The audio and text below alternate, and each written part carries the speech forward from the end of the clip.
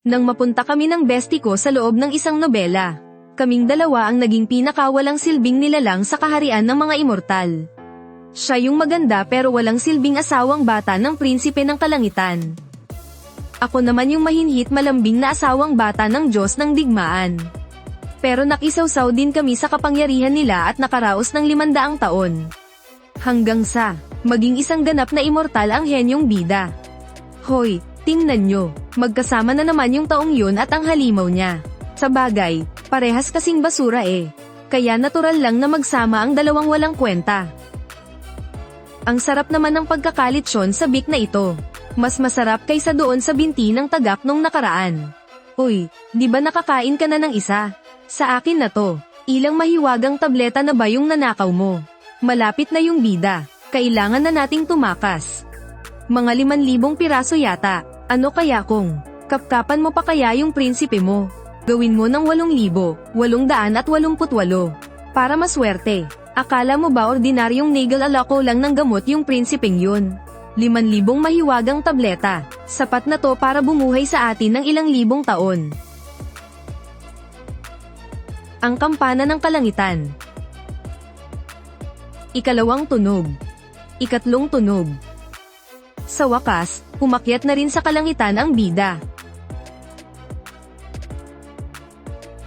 Ano ba naman yan? Grabe, ang tamis naman ng tingin ng prinsipe mo sa kanya. Ganon din naman yung sayo. Nandyan na rin kaya yung lalaki mo. Muntik ko nang makalimutan. Bumaba nga pala ang Diyos ng digmaan ngayon para magkulong ng halimaw. Kaya pala puro sugat siya at duguan. Tumabi pa talaga sa babaeng nakaputi na yan. Parang totoong-totoo silang mga bida sa isang madramang kwento ng pag-ibig. E paano naman tayo? Sa orihinal na kwento, mga pampagulo lang tayo na bibilangin mo lang sa daliri kung ilang beses binanggit ang pangalan. Kayong dalawa, bakit kayo nakadapa riyan sa lapag? Ah, itong dalawang ito ba? Sila yung mga sikat na linta rito sa kalangitan na puro kapit lang. Hindi na kailangang magsanay, basta-basta na lang nakaakyat sa langit. Hanep. Nagkukunwari pang hindi tayo magkakilala, ah. Sa buong buhay ko, pinakaayaw ko sa mga taong nakukuha ang lahat ng walang kahirap-hirap. Paano na lang yung mga nagpapakamatay sa pagsasanay sa buong mundo? Tama talaga ang sinabi ni High Immortal Zhuanga. Kung makapagsalita, parang gustong-gusto naman nating pumunta rito. Sabay kaming lumaki ni Jiang Jiang sa bahay ampunan. Nang mapunta kami sa loob ng libro, pareho naming inakalang kami na lang mag-isa. Espesyal ang katawan ko, kaya naging bloodbag ako ng God of War. Iniligtas naman niya ang buhay ng Crown Prince. Pero posisyon lang ng side concubine ang napala niya. Isang mahinang fox demon, hinding-hindi makakatakas sa Heavenly Realm. Kaya nagkasundo kami, na kapag lumitaw na yung female lead, lalayas na kami kaagad. Sabihin mo nga, paano ba natin gagawin para mainis sila sa atin? Napakadali lang yan. Mag-inarte. Paanong pag-iinarte? Yung classic combo, iyak, sigaw, at magbabantang magpapakamatay. Kung hindi gumana, magselos ka ng walang dahilan tapos magbasag ng mga gamit. Sigawan mo siya sa harap ng maraming tao, mahal mo ba talaga ako? Seryoso ka ba? Aba, syempre. Pinakatakot ang mga lalaki sa ganyan. Lalo na yung mga sobrang taas ng tingin sa sarili. Mga lalaking akala mo sa kanila umiikot ang mundo. Sige, kung ganun, umpisahan na ang drama. Pagbalik niya, magsisimula na akong magwala.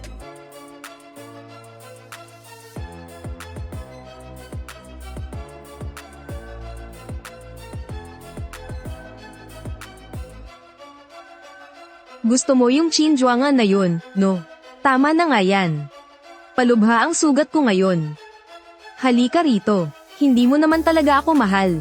500 taon akong kinukutya ng mga diwatang yun. Pero kahit minsan, hindi mo man lang ako ipinagtanggol. Sa puso mo, ano ba talaga ako sayo? Isa kang concubine ko ni Qijing. Isang hamak na mortal lang. May gana ka pang mangarap ng higit pa. Ayokong maging concubine kahit kanino. Kung wala ka lang, Maaari sana akong magpakasal sa isang mortal bilang legal na asawa. Binalaan na kita noon pa. Matuto kang lumugar. Ang legal na asawa ko ni Chizing ay hinding-hindi maaaring maging isang walang kwentang mortal na walang kahit anong kapangyarihan. Tama na. Huwag ka nang magsalita ng walang kwenta.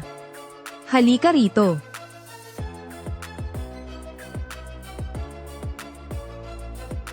Tandaan mo kung ano ang katayuan mo.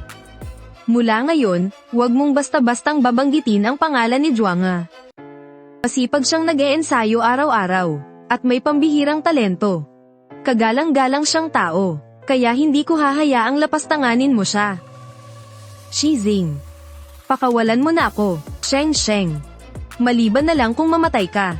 Kundi, wag na wag mong iisiping iwan ako. Ikaw, hindi ka ba natatakot na ang magiging legal na asawa mo ay hindi matanggap na nandito ako? Kapag dumating ang oras na yun, natural na may sarili kang lugar na kalalagyan. Patay. Bakit pakiramdam ko ipapapatay niya ako? Tapos ka na bang umarte? Umalis na silang lahat, para kanino pa yang acting mo? Anak nang. Jiang, napakamalas naman ng buhay natin. Pare-parehong walang kwenta ang mga lalaking to. Iba ang kutob ko kay Chizing. Parang gusto niya akong patayin. Balak din yata akong ikulong ni Liang Fang ng palihim. Itong cutie na to. Mukhang isa na lang ang paraan. Nagkunwaring patay. 500 taon na ang nakalipas, isa lang akong mahinang mortal. Siya naman ay isang fox demon na nawalan ng mutya. Pero sa loob ng 500 taon, pinangalagaan kami ng mga mahiwagang gamot, binabad sa espiritual na enerhiya. Pati na rin ang kapangyarihang ibinalik niya noong sipsipin niya ang dugo ko. Matagal na kaming hindi ang mga walang kwentang tulad noon. Ang pagtawid sa siyam na kalangitan pabalik sa ibabang mundo. Para sa amin, ay napakadali na lang. Kaya lang, masyado kasing mababa ang tingin sa amin ng prinsipe at ng Diyos ng digmaan. Kaya hindi man lang nila napansin. 500 taon. Ngayon ko lang siyang nakitang ngumiti. Hindi naman pala sa hindi siya marunong ngumiti. Hindi lang pala talaga para sa akin ang mga ngiti niya. Zhuanga, maging ang mahal kong ina ay humahanga sa iyo. Palagi niyang sinasabi na gusto kanyang makita. Aba, matindi.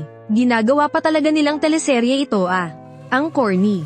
Sinabi mo pa, pare-pareho naman silang may mga asawa at kabit.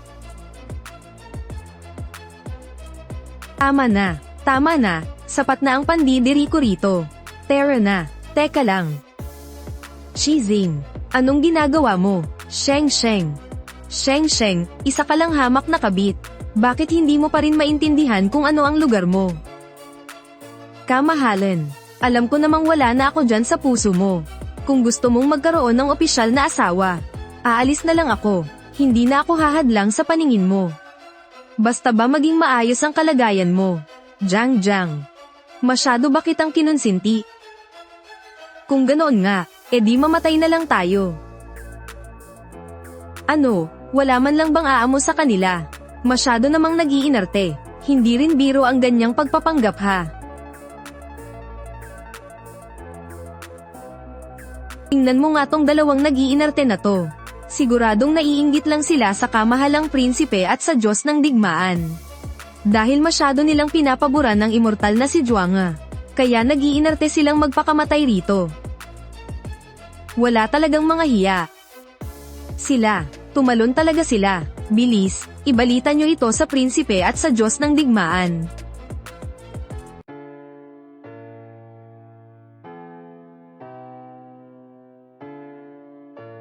Kung anong nangyari sa kalangitan pagkatapos nun, hindi ko rin masyadong alam. Basta walang humabol sa atin.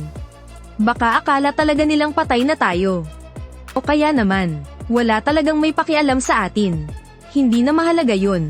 Basta ang mahalaga, malaya na tayo. Bago kami mapadpad sa mundong ito ni Jiang, mga alipin na kami ng trabaho. Grade 8 pa lang kami noon. Nang sabihin ng direktor sa ampunan na wala na siyang pera para pag-aralin kami. Kaya lumabas kaming dalawa para maghanap buhay. Tatlo ang naging trabaho naming dalawa.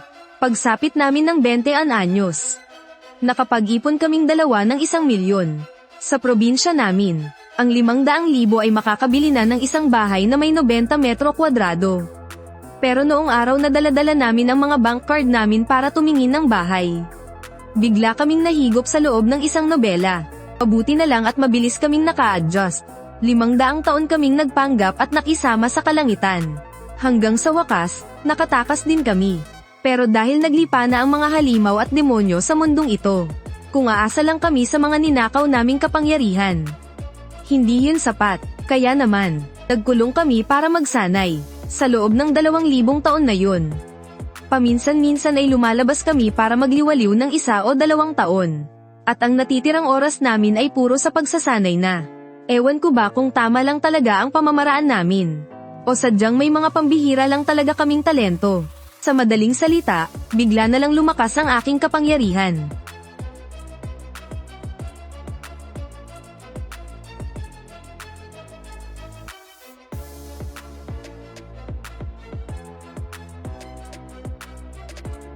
Ang aking inner core, parang bumalik na. Paanong nagkaroon ka ng immortal na buto? Karaniwang likas na iyon mula pagkasilang. Imposibleng makuha lang ito kinalaunan. Sabi ni Chizing, isa lang daw akong walang kwentang mortal. Walang espiritual na ugat, at hindi kayang magkaltiba. Hindi naman pala sa wala ako noon. May nagnakaw lang pala nito. Ano to? Isa itong tribulation ng langit. Aakyat lang naman bilang isang mataas na immortal. Kailangan ba talagang ganito kalaki ang kidlat? Kaya mo ba yan?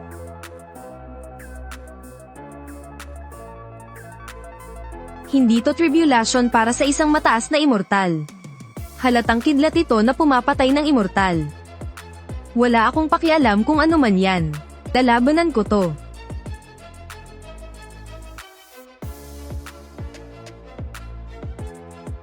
Ano? Zuanshang. Ang kampana ng Zhengming. Bakit? Walang tigil sa pagtunog. Sino sila? Paanong bigla silang napunta sa palasyo ng Lingxiao? Ang dalawang immortal na ito. Bakit kamukha nila yung dalawa mula noong higit 2,000 taon na ang nakalipas? Na tumalon sa talampas ng Wuwang. Nagtagumpay ang pag-akyat natin. 2,000 taon. Siguradong nakalimutan na tayo ni Chizing. Mula ngayon, magkanya-kanya na tayo ng landas.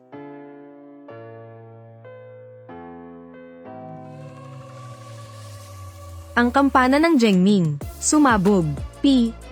Paanong nangyari to? Ang kampana ng Zhengming. Sumabog talaga, hala. Kayong dalawang immortal. Ipinapatawag kayo ng emperador at emperadress ng langit. Maaari bang pumunta kayo sa palasyo ng Jixiao? Tignan muna natin ang mangyayari.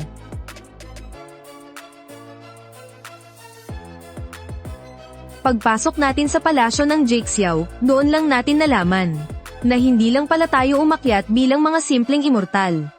Sa ganoon kalakas na kidlat, direkta tayong naging mga kataas-taasang Diyos. Gusto tayong bigyan ng kalangitan ng banal na posisyon. 2 kataas-taasang Diyos, maraming bakanteng posisyon ngayon sa kalangitan. Kataas-taasang Diyos Ningnuo, kataas-taasang Diyos Yaoguang, tagatakda ng tadhana na si Ningxuang. Umaasa ang lahat ng mga immortal na opisyal na pipili kayo ng inyong posisyon at mananatili rito. Gusto nila tayong ikulong dito sa kalangitan, para madali tayong makontrol. Maraming salamat po sa inyong kabutihan, Emperador ng Langit. Nasanay na po kaming maging malaya. Hindi po namin kaya ang mga paghihigpit. Kung gayon, paano kung bigyan ko kayo ng isang palasyo rito? Dito sa Korte ng Kalangitan, masagana ang espiritual na enerhiya, na malaking tulong para sa inyong pag-eensayo. Huwag na po. Mas gusto po namin ang simpleng buhay sa mundo ng mga tao. 10,000 taon nang walang direktang umaakyat bilang kataas-taasang Diyos dito sa kalangitan. Tapos ngayon 2 pa kayong dumating. Pero pareho pa kayong ayaw manatili rito. Hayaan na nga, hindi kayo pipilitin ng Korte ng Kalangitan. Makakaalis na kayo. Salamat po, Emperador ng Langit. Jiang, buhay ka pa. Ginoong Immortal, matuto sana kayong lumugar. Jiang Jiang, hindi mo na ba ako nakikilala? Ang mga nangyari sa nakaraan ay matagal ko nang kinalimutan. Jiang Jiang, ako ang asawa mo. Ikaw ang asawa ko. Isa lamang akong hamak na sorrow mula sa kaparangan. Paano ako magiging karapat-dapat na asawa ng isang immortal? Sheng Sheng. Ayun na, ang mga salitang iyan, siya mismo ang nagsabi niyan. Nakalimutan na niya. Noon, si Jiang Jiang ang nagligtas sa buhay niya sa ilang. Ang dapat na magpasalamat ay siya, Jiang Jiang. 21,000 taon kitang hinanap. Ngayon, paano kita hahayaang umalis? Ito ang kaharian ng langit. Ikaw ang anak ng langit at lupa. Pero tayo ay matagal nang hindi ang mortal at munting espiritu na tulad noon.